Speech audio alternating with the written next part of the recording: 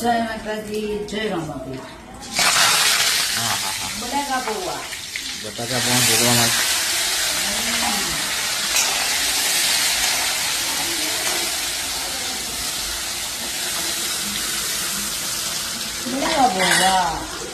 બટાકા પૌવા બનાવીએ અને બટાકા ખતમ થઈ જાય એવું કઈ થાય? અમારે થાય એવું. પાછા હવે વધારે પછી આપડે સમાઈ જઈએ ને એટલે ઓછા જોવા મળે. એ અદ્રશ્ય થઈ જાય એક એક કરી. ખબર નહીં થાય. સારું એથી કરતો જાય એવું દરેકને થતું હોય તો.